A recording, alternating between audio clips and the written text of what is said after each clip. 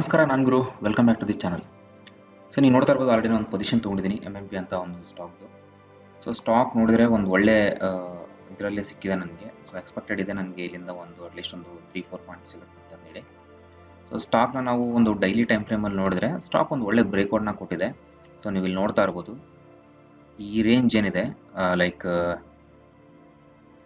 300 level ಏನಿದೆ, ಈ ಒಂದು ಪಾಯಿಂಟಲ್ಲಿ ಸ್ಟಾಕು ಸಿಕ್ಕಾಬಟ್ಟೆ ಒಂದು ಇದು ಕಂಡಿದೆ. ಅಂದರೆ ಲೈಕ್ ಇಲ್ಲಿ ನೋಡ್ತಾ ಇರ್ಬೋದು, ಈ ಒಂದು ಲೆವೆಲಲ್ಲಿ ಒಂದು ನಮಗೆ ರಿಜೆಕ್ಷನ್ ಸಿಕ್ಕಾಬಟ್ಟೆ ಸಿಕ್ಕಿದೆ. ಸೊ ಈ ರೀಸೆಂಟಾಗಿ ಅಂದರೆ ಇವತ್ತಿನ ಇದರಲ್ಲಿ ಕ್ಲೀನಾಗಿ ಒಂದೇ ಕ್ಯಾಂಡಲ್ ಅದನ್ನು ಬ್ರೇಕ್ ಮಾಡಿದೆ. ಬಟ್ ಸ್ಟಿಲ್ ನಾನು ಯಾಕೆ ಎಂಟ್ರಿ ಆಗಿರೋದು ಅಂತಂದರೆ, ಸೊ ನಾನು ಇಂಟರ್ಡೇ ಇದರಲ್ಲಿ ನಾನು ಎಂಟ್ರಿ ಆಗಿರೋವಂಥದ್ದು. ಸೊ ನಾನು ಯಾವುದೇ ಇನ್ವೆಸ್ಟಿಂಗ್ ಆ ಥರ ಮಾಡ್ತಾ ಇಲ್ಲ. ಸೊ ಇಂಟರ್ಡೇ ಬೇಸಿಸ್ ಆಗಿರೋದ್ರಿಂದ so what ever profit and loss ಏನಿದೆ ಅದನ್ನು ತೊಗೊಂಡು ನಾನು ಹೊರಗಡೆ ಬರ್ತೀನಿ. ಸೊ ಇಲ್ಲಿ ಯಾವುದೂ ಪೊಸಿಷನಲ್ಲಿ ತೊಗೊಂಡು ಹೋಗೋಂಥದ್ದೇನಿಲ್ಲ. ಹಾಗಾಗಿ ಕೆಲವು ಜನಕ್ಕೆ ಅನಿಸ್ಬೋದು, ಸೊ ಇದು ಒಳ್ಳೆ ಕ್ಲೀನಾಗಿ ಬ್ರೇಕ್ಔಟ್ ಕೊಟ್ಟಿದೆ ಅಲ್ವಾ, ಇಲ್ಲಿಂದ ಇನ್ನೂ ತುಂಬ ಮೇಲೆ ಹೋಗ್ಬೋದಲ್ವಾ, ಯಾಕೆ ಬೈ ಮಾಡಿದ್ರಿ ಅಂತ. ಸೊ ಇದು ಪ್ಯೂರ್ಲಿ ಇಂಟರ್ಡೇ ಬೇಸಿಸ್ಸು ಆ್ಯಂಡ್ ನಾನು ಸ್ಕ್ಯಾಲ್ಪಿಂಗ್ ಅಂತ ಎಂಟ್ರಿ ಆಗಿರೋದು. ಇನ್ ಕೇಸ್ ನನಗೆ ಏನಾದರೂ ಒಂದು 3-4 ಪಾಯಿಂಟ್ಸ್ ಆ ಥರ ಬಂದು ನಾನು ಎಕ್ಸಿಟ್ ಆಗಿಬಿಡ್ತೀನಿ. ಸೊ ಹಾಗಾಗಿ ಇದರಲ್ಲಿ ಏನಿಲ್ಲ. ಬಟ್ ಸ್ಟಾಕ್ ಒಂದು ಒಳ್ಳೆ ಮುಂದೆ ಚಾನ್ಸ್ ಇದೆ, ಯಾಕಂದರೆ ಒಂದು ಕಂಪ್ಲೀಟ್ 300 ಲೆವೆಲ್ ಬ್ರೇಕ್ ಮಾಡೋದ್ರಿಂದ ಪ್ರಾಬಬಿಲಿಟಿ ಇದೆ. ಬಟ್ ನಾನು ಅಷ್ಟು ಇನ್ವೆಸ್ಟಿಂಗ್ ಅಷ್ಟು ಇದನ್ನು ಮಾಡೋದಿಲ್ಲ.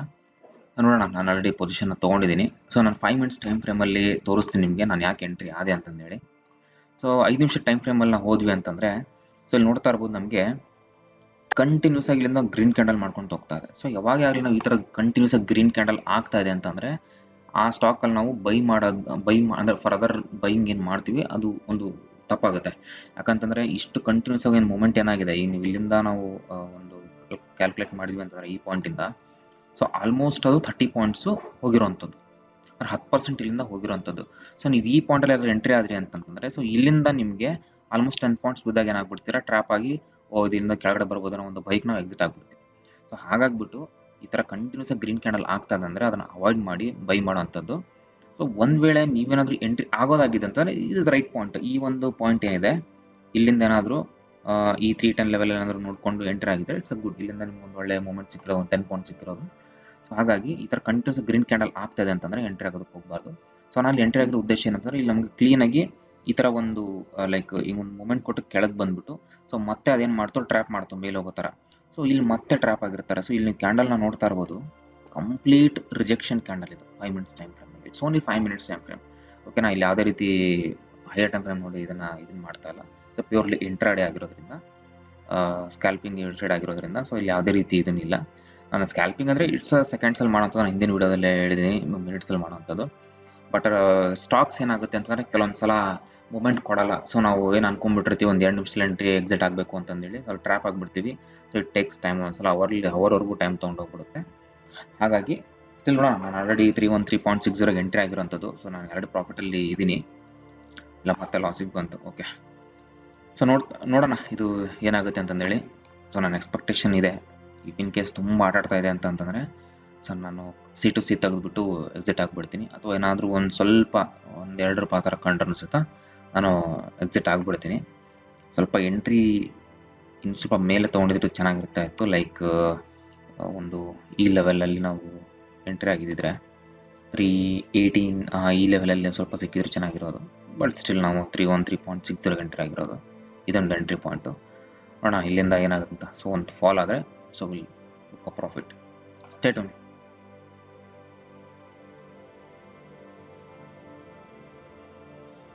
ಇಲ್ಲೊಂದು ನೀವು ಗಮನಿಸ್ತಾ ಇರ್ಬೋದು, ಸೊ 1050-150 ಥರ ನೀವು ಪ್ರಾಫಿಟ್ ಕಾಣ್ತಾ ಇದೆ. ಬಟ್ ಇಲ್ಲಿ ನೋಡಿ, ಇಲ್ಲಿ ಚೇಂಜ್ ಆಯಿತು. ಸೊ ಇಲ್ಲಿಗೂ ನಿಮಗೆ ಒಂದು ಡಿಫ್ರೆನ್ಸ್, ನಿಮ್ಗೊಂದು ಅಮೌಂಟ್ ಕಾಣ್ತಾ ಇದೆ ನೋಡಿ. ಸೊ ನಾವು ಇಲ್ಲೇನಾದರೂ ಇಮಿಡಿಯೇಟಾಗಿ ನಾವು ಮಾರ್ಕೆಟ್ ಆರ್ಡರ್ ಆ ಥರ ಸೆಲ್ ಮಾಡಿದ್ವಿ ಅಂತಂದರೆ ಸೊ ನಮ್ಗೆ ಇಮಿಡಿಯೇಟಾಗಿ ಅಷ್ಟು ಪ್ರಾಫಿಟ್ ಸಿಗೋದಿಲ್ಲ.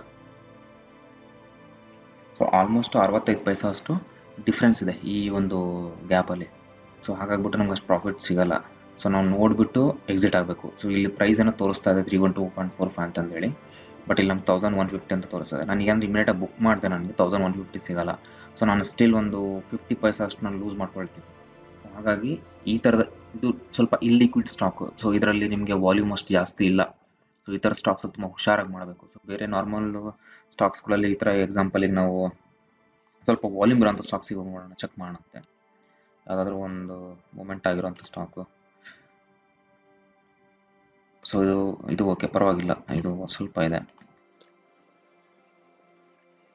ಕೊಚಿನ್ ಶಿಪ್ಪಲ್ಲೆಲ್ಲ 713. ಸೊ ದೊಡ್ಡ ದೊಡ್ಡ ಸ್ಟಾಕಲ್ಲಿ ಅಟ್ಲೀಸ್ಟ್ ₹1 ಆ ಥರ ಡಿಫ್ರೆನ್ಸ್ ಇದ್ದೇ ಇರುತ್ತೆ. ಇಲ್ಲಿ ಯಾವುದು ಎಫ್ ಅಂಡ್ ಸ್ಟಾಕ್ಸ್ ಎಲ್ಲ ಓಕೆ, ಅಲ್ಲಿ ಆಡಿಟ್ ಟಾಟಾ ಮೋಟರ್ಸ್ ಅಂತ ಹಾಕ್ತೀನಿ. ಟಾಟಾ ಮೋಟರ್ಸ್ ಹಾಕ್ಬಿಟ್ಟು ಅಥವಾ ಟಾಟಾ ಪವರ್ ಯಾವುದೋ ಒಂದು ಸ್ಟಾಕ್ ಹಾಕ್ತೀನಿ.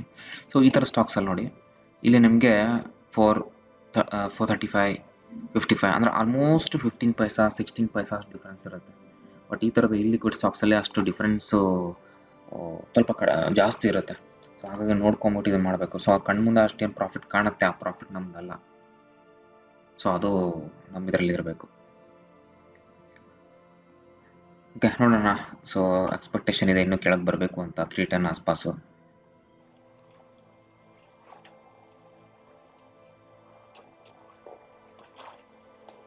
ಸೊ ಒಂದು ಒಳ್ಳೆ ಫಾಲ್ 30.9, ಆಲ್ಮೋಸ್ಟ್ 3750 ಆ ಥರ ಪ್ರಾಫಿಟ್ ನಮ್ಮ ಕಣ್ಮುಂದೆ ಕಾಣ್ತಾ ಇದೆ. ಸೊ ನೋಡೋಣ, ಇನ್ನೂ ಎಕ್ಸ್ಪೆಕ್ಟ್ ಅಂದ್ಕೊಂಡಂಗೆ ಆಲ್ರೆಡಿ ಪ್ರಾಫಿಟ್ ಬಂದಿದೆ. ಸೊ 310 ಲೆವೆಲ್ ಬ್ರೇಕ್ ಆಗಿದೆ. 309 very good, super. 4800 around profit ನಡೀತಾ ಇದೆ.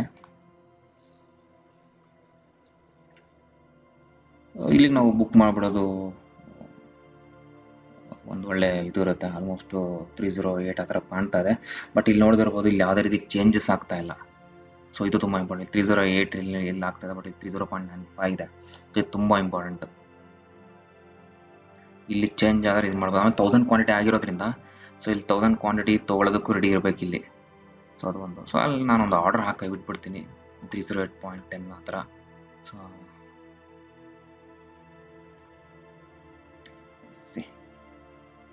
ಅಲ್ಲಿ ಯಾರು 309.25 ಆ ಥರ ಕಾಣ್ತಾ ಇದೆ. 308.70.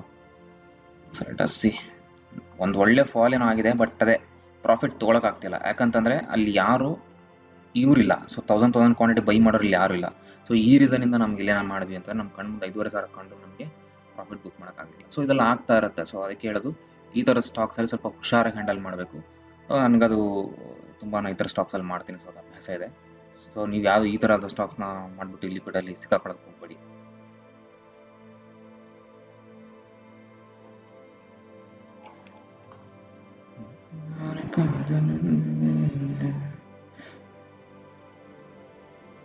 ಸೊ ಅಲ್ಲಿ ನೋಡ್ತಾ ಇರ್ಬೋದು, ಇದು ಮೇ ಬಿ ನಂದೇ ಆರ್ಡರ್ ಅನಿಸುತ್ತೆ. ಏನಾಗುತ್ತೆ ಅಂತ 308.10 ಹಾಕಿದ್ದೀನಿ. 308 ರೂಪಾಯಿ 10 ಪೈಸಕ್ಕೆ 308.60. ಈಗ ನಾನು 360 ಕೊಟ್ಟರು ಅಂತಂದರೆ ಈ ಒಂದು ಪಾಯಿಂಟಲ್ಲಿ ಎಕ್ಸಿಟ್ ಆಗ್ತಾ ಹೋಗುತ್ತೆ. ಬಟ್ ಅದೇನು ಅಂತಂದರೆ ಅದು ಲಿಟಲ್ ಕ್ವಾಂಟಿಟಿ ಎಕ್ಸಿಟ್ ಆಗ್ತಾ ಹೋಗುತ್ತೆ. 18 ಶೇರ್ಸು 13 ಶೇರ್ಸು ಆ ಥರ ಎಕ್ಸಿಟ್ ಆಗ್ತಾ ಹೋಗುತ್ತೆ. ಬಟ್ ಯಾರು ಇಲ್ಲ ಇಲ್ಲಿ 1000 ಕ್ವಾಂಟಿಟಿ ತೊಗೊಳ್ಳೋಂಥವ್ರು ಯಾರು ಇಲ್ಲ.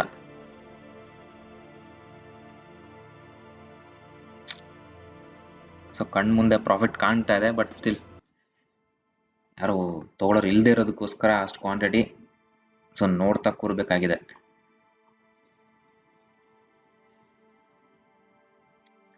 ಇನ್ನೊಂದು ಒಳ್ಳೆ ಡಿಪ್ ಏನಾದರೂ ಕೊಡ್ತು ಅಂದರೆ ಮೇ ಬಿ ಆ ಒಂದು ಪಾಯಿಂಟಲ್ಲಿ ಯಾವ್ದಾದ್ರು ಹೆವಿ ಸೆಲ್ಲರ್ಸ್ ಹತ್ರ ಇದ್ರು ಅಂತಂದರೆ ಚಾನ್ಸಸ್ ಇದೆ.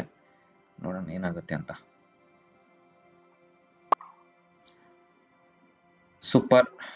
ಸೊ ಆಲ್ಮೋಸ್ಟ್ ನಾವು ಬುಕ್ ಮಾಡಿರೋವಂಥದ್ದು 5,500. ಸೊ ಒನ್ ಟ್ರೇಡೇ ನಾನು ತೊಗೊಂಡಿದ್ದು. ಸೊ ಒನ್ ಟ್ರೇಡಲ್ಲಿ ನಾವು ಬುಕ್ ಮಾಡಿದ್ದೀವಿ.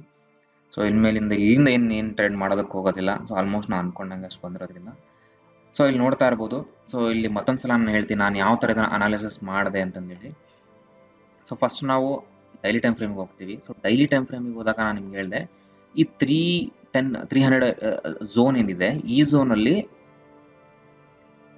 ಈ ಒಂದು ಪಾಯಿಂಟಲ್ಲಿ ಏನಿದೆ ಅಂತಂದರೆ ಒಂದು ಒಳ್ಳೆ ನಮಗೆ ಬ್ರೇಕ್ಔಟ್ ಸಿಕ್ಕಿರೋವಂಥದ್ದು. ಇಲ್ಲಿ ನೋಡ್ತಾ ಇರ್ಬೋದು, ಇಲ್ಲೆಲ್ಲ ವಿಕ್ಸ್ ನೋಡ್ತಾ ಇದ್ದೀವಿ. ಈ ಒಂದು ಪಾಯಿಂಟಲ್ಲಿ ಎಷ್ಟೇ ಸಲ ಅದು ಬ್ರೇಕ್ಔಟ್ ಆದ್ರೂ ಸಹಿತ ಅಂದರೆ ಸಸ್ಟೇನ್ ಆಗದೇ ರಿವರ್ಸ್ ಆಗ್ತಾ ಇದೆ.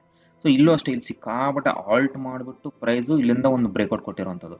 ಬಟ್ ಸ್ಟಿಲ್ ಇಲ್ಲೊಂದು ನೆಕ್ಸ್ಟ್ ಇಲ್ಲೊಂದು ಬ್ರೇಕ್ಔಟ್ ಕೊಟ್ಟರು ಪ್ರಾಫಿಟ್ ಬುಕ್ಕಿಂಗ್ ಆಗಿ ಇವತ್ತೊಂದು ಒಳ್ಳೆ ಮೂಮೆಂಟ್ ಕೊಟ್ಟಿತ್ತು. ಸೊ ನಾನು ಹೇಳಿದೆ ಈ ಒಂದು ಟೈಮಲ್ಲಿ ಈಗ ನಾವು ಒಂದು ಸ್ವಲ್ಪ ಅಂದರೆ ಒಂದು ಪೊಸಿಷನಲ್ ಟ್ರೇಡಿಂಗಿಗೆ ನಾವು ನೋಡ್ಬೋದಾಗಿತ್ತು. ಬಟ್ ನನಗನ್ಸಿದ್ದೇನು ಅಂದರೆ ಈ ಪಾಯಿಂಟಲ್ಲಿ ಈ ಪ್ರೊಬಾಬಿಲಿಟಿ ಎಷ್ಟಿದೆ ಇಲ್ಲಿಂದ ಮೇಲೆ ಹೋಗುವಂಥದ್ದು. ಸೊ ಇಷ್ಟೆಲ್ಲ ವಿಕ್ಸು ಇದೆ, ಒಂದು ರಿಜೆಕ್ಷನ್ ಇದೆ. ಅದಾದಮೇಲೆ ನನ್ನ ಒಂದು ಪ್ಲಾನ್ ಇದ್ದು ನಾನು ಕಂಪ್ಲೀಟ್ ಒಂದು ಇಂಟ್ರಾಡೇ ಮಾಡಬೇಕನ್ನೋ ಒಂದು ಪ್ಲಾನಲ್ಲಿ ಇದ್ದಿದ್ದು. ಸೊ ಹಾಗಾಗಿ ಇಲ್ಲಿ ನಾವು ಈ ಒಂದು ಪಾಯಿಂಟಲ್ಲಿ ಎಂಟ್ರಿ ಆದ್ವಿ. ಸೊ ಇಲ್ಲಿ ಎಂಟ್ರಿ ಆದಾಗ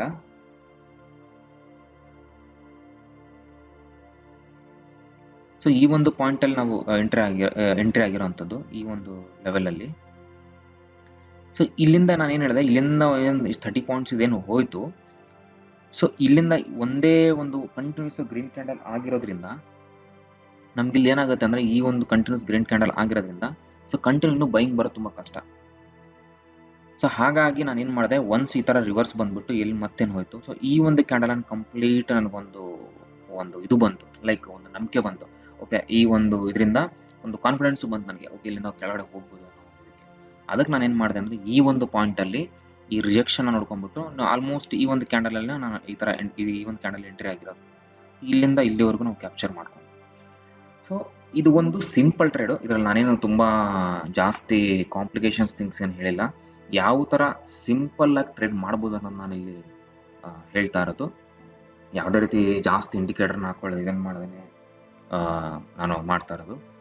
ಸೊ ನೀವು ಏನಾದರೂ ಟ್ರೇಡಿಂಗ್ ಮಾಡಬೇಕು ಅಂದರೆ ಈ ಥರ ಒಂದು ಸಿಂಪಲ್ ವೇಯಲ್ಲಿ ನಾವು ಅದನ್ನ ಅರ್ಥ ಮಾಡ್ಕೊಳ್ತಾ ಹೋಗಬೇಕು. ಸೊ ಟೂ ಮಚ್ ಆಫ್ ತಲೆಯಲ್ಲಿ ಹೋದಾಗ ಏನಾಗುತ್ತೆ, ಅದು ಸಿಕ್ಕಾಬಟ್ಟೆ ಬೇರೆ ಬೇರೆ ಒಂದು ಇದನ್ನ ಆಯಾಮಗಳನ್ನು ತೋರಿಸ್ಕೊತಾ ಹೋಗುತ್ತೆ. ಸೊ ಅದು ಉಪಯೋಗಕ್ಕೆ ಬರಲ್ಲ. ಸೊ ಒಂದು ಹಿಂದಿಯಲ್ಲಿ ಒಂದು ಮಾತು ಹೇಳ್ತಾರೆ, ಭಾವ್ ಭಗವಾನ್ ಛೆ ಅಂತಂದೇಳಿ, ಅಂದರೆ ಆ ಬೆಲೆ ಏನು ನಡೀತಾ ಇದೆ ಆ ಬೆಲೆನೇ ದೇವರು ಅಂತಂದೇಳಿ. ಸೊ ನಾವು ಅದಕ್ಕೆ ರೆಸ್ಪೆಕ್ಟ್ ಕೊಟ್ಟು ಅದೇನು ಚಾರ್ಟ್ ಹೇಳ್ತಾ ಇದೆ, ಚಾರ್ಟ್ ಒಂಥರ ನಮ್ಮ ಕಣ್ಣು ಮುಂದಿರೋ ದೇವ್ರ ಥರ. ಸೊ ಅದನ್ನು ನಾವು ರೀಡ್ ಮಾಡೋದನ್ನ ಕಲಿಬೇಕು. ಅದು ಏನಾಗುತ್ತೆ, ಯಾವ ಥರ ಕ್ಯಾಂಡಲ್ಸ್ ಫಾರ್ಮ್ ಆಗ್ತಿದೆಲ್ಲ ನೋಡಬೇಕು. ಸೊ ಚಾರ್ಟ್ ಇಲ್ದಂಗೆ ಇಲ್ಲಿ ನಾವೇನು ಟ್ರೇಡ್ ಮಾಡೋವಂಥದ್ದಾಗಲಿ ಇದೆಲ್ಲ ಮಾಡೋದಕ್ಕೆ ಆಗೋದಿಲ್ಲ. ಸೊ ಹಾಗಾಗಿ ದಯವಿಟ್ಟು ನೀವೇನಾದರೂ ಚಾರ್ಟ್ ಮಾಡಲ್ಲ ಅಂತಂದರೆ ಅದು ಅಲ್ಲ, ಚಾರ್ಟ್ ನೋಡಲೇಬೇಕು. ಅದರಿಂದ ಕಲಿಯೋಂಥದ್ದು ತುಂಬ ಇದೆ. ಸೊ ನಾನು ಏನು ಕಲ್ತಿದ್ದೀನಿ ಅದೆಲ್ಲ ಚಾರ್ಟ್ನ ನೋಡಿಬಿಟ್ಟೆ ನಾನು ಟ್ರೇಡ್ ಮಾಡೋವಂಥದ್ದು. ಸೊ ಹಾಗಾಗಿ ನಿಮ್ಗೇನಾದರೂ ಇದರಲ್ಲಿ ಕಲಿಯೋದು ಸಿಕ್ಕರೆ ಕಮೆಂಟಲ್ಲಿ ಏನಾದರೂ ಇದು ಬೇಕು, ನಮ್ಮ ಡೌಟ್ಸ್ಗಳಿದ್ರೆ ಕಮೆಂಟ್ಸಲ್ಲಿ ಹಾಕಿ, ನಾನು ಮುಂದಿನ ವೀಡಿಯೋದಲ್ಲಿ ಅದನ್ನು ಕ್ಲಾರಿಫೈ ಮಾಡೋದಕ್ಕೆ ಟ್ರೈ ಮಾಡ್ತೀನಿ. ಸದ್ಯಕ್ಕೆ ಈ ವಿಡಿಯೋ ನಾನು ಇಲ್ಲಿಗೆ ಮುಗಿಸ್ತಾ ಇದ್ದೀನಿ. ಸೊ ಪ್ರಾಫಿಟ್ ಬುಕ್ ಮಾಡಿದಾಗೋಯ್ತು. ಸೊ ಇನ್ಮೇಲೆ ನಾನು ಯಾವುದೋ ಟ್ರೇಡ್ ತೊಗೊಳೋದಕ್ಕೆ ಹೋಗಲ್ಲ. ಸೊ ಆಲ್ಮೋಸ್ಟ್ ನಾನು ಅಂದ್ಕೊಂಡಿದ್ದ ಟಾರ್ಗೆಟ್ಗಿಂತ ಜಾಸ್ತಿ ಆಯಿತು. ನಾನು 3 ಪಾಯಿಂಟ್ಸ್ ಅಂದ್ಕೊಂಡಿದ್ದೆ, ನನಗೆ ಆಲ್ಮೋಸ್ಟ್ ಒಂದು 5 ಪಾಯಿಂಟ್ಸ್ ಆ ಥರ ಸಿಕ್ಕಿರೋದ್ರಿಂದ ಸೊ ಹ್ಯಾಪಿ ಆಗಿದ್ದೀನಿ. ಸೊ ಇಲ್ಲಿ ನಾನು ಟ್ರೇಡ್ನ ಕ್ಲೋಸ್ ಮಾಡ್ತೀನಿ. ಸೊ ನಾನು ನಿಮ್ಗೆ ಸಿಗ್ತೀನಿ ಮುಂದಿನ ವಿಡಿಯೋದಲ್ಲಿ. ನಮಸ್ಕಾರ.